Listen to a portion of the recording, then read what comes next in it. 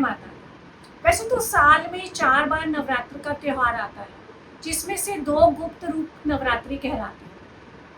मुख्य रूप से आश्विन और चैत्र माह की नवरात्रि में विशेष रूप से पूजा, आराधना और उपवास का विधान माना जाता है। आश्विन माह के शुक्ल पक्ष की प्रथमा तिथि 22 सितंबर को पहला नवरात्र है। इन 9 दिनों में आप 9 देवियों की आराधना करेंगे, इसलिए इसे 9 देवियों के लिए 9 रात कहा जाता है। इस साल की जो नवरात्रि है वह 22 सितंबर से है, जिसमें देवी दुर्गा को समर्पित उनको पूजा और उपासना समर्पित होगी। वह महादेव की देवी हैं।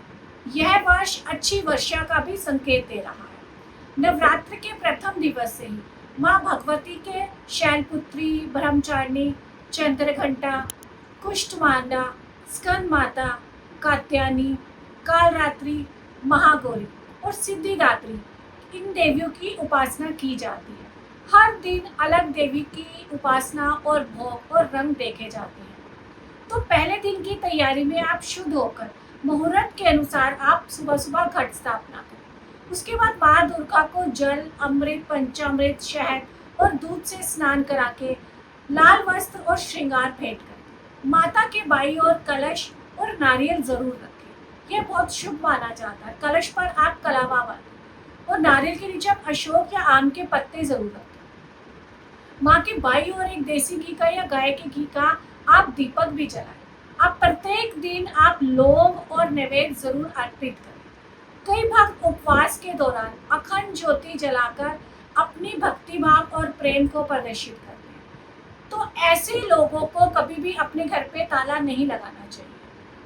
इससे घर की सभी नकारात्मक शक्तियाँ कम होती हैं और मानसिक संतोष व शांति मिलती है। अगर आप अखंड ज्योत जलाते हैं, आप पूरे भक्ति भाव और बिना किसी पाखंड के 9 दिन की पूजा उपवास करते हैं, तो माँ दुर्गा का आशीर्वाद और आपको मानसिक शांति सुनिश्चित रूप से मिलती है। आध्यात्मिक ऊर्जा को ग्रहण करने के लिए लोग विशेष अनुष्ठान भी करते हैं। अपने गुरु और इष्ट को याद करके वे ओम ह्रीम क्लीम चंडिकाय नमः का जाप भी शुरू करते हैं। दुर्गा सप्तशती शांति का पाठ समृद्धि का प्रतीक माना जाता है। इसीलिए नवरात्र में साधक दुर्गा सप्तशती का पूर्ण पाठ, दुर्गा कवच, कीलकम, सिद्ध कुंजिका, दुर्गा चालीसा या 1008 माँ के नाम का जाप भी करते हैं और क्षमा प्रार्थना का भी पाठ किया जाता है। इससे जीवन में अप्रत्याशित रूप से परिवर्तन दिखाई देते हैं। अष्टमी और नवमी के दिन साधक व्रत और उपवास करते हैं और कन्या रूप में देवियों की पूजा भी करते हैं। नवरात्रि में किसी विशेष कार्य के लिए सिद्धियों की प्राप्ति भी की जाती है। जैसे किसी इलायची को सिद्ध किया, हल्दी को भी सिद्ध किया, क्योंकि विशेष जाप में आप कर्ज उतारने में ओम श्रीम नमः का 1008 बार जाप करें। वाणी दोष है या बोलने में समस्या है तो आप इसी मंत्र का 1008 बार जाप करें। पढ़ाई की आप बाधा दूर करते तो सरस्वती मंत्र का आप जाप करें। नवरात्रि के अनुसार देवी पूजा, हर दिन देवी के अलग स्वरूप के भोग अर्पित किए जाते हैं। नवरात्रि के आराम से पहले घर के मंदिर और घर की आप सफाई करें। दरवाजे के बाहर आम या अशोक के पत्ते का, फूलों का वंदनवार जरूर लगाएं। माँ को पान, लौंग, कपूर, चावल, सुपारी, तुलसी, मिश्री और हरी इलायची से आप भोग जरूर लगाएं। कोशिश करें कि जमीन पर ही सोना शुरू करें। तन और मन से आप सात्विकता और अनुशासन आप बनाए रखें। किसी का झूठा भोजन व्रत रखते हैं ना खाए, ना ही झूठ बोले। तामसिक भोजन भी आप ना करें। चमड़े का प्रयोग भी आप घर पर कोशिश करें ना करें और बाहर के जूते चप्पल दरवाजे के बाहर ही रखें।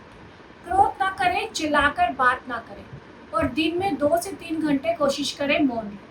अखंड ज्योत जला रहे हैं तो घर पर आप ताला बिल्कुल भी ना लगाएं। हर देवी का एक ग्रह से भी संबंध है, इसलिए नव ग्रहों की शांति के लिए भी आप नवरात्रि में अनुष्ठान कर सकते हैं। यह मानव जीवन में अशुभ प्रभावों को कम करने में मदद भी करता है। तो आज हमने जाना कि नवरात्रि की पूजा का क्या विधि विधान है और आप इस समय कोई भी इलायची, हल्दी या कोई ऐसी वस्तु सिद्ध कर सकते हैं जो आप बाद में अपने पास रखकर अपने जीवन की आए कष्टों को आप कम कर सकते हैं। तो अगर आप भी कोई चीज़ हमसे सिद्ध करवाना चाहते हैं तो आप हमसे संपर्क ज़रूर करें।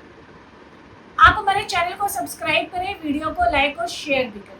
हम अपने नए विषय के साथ फिर से मिलेंगे। जय माता।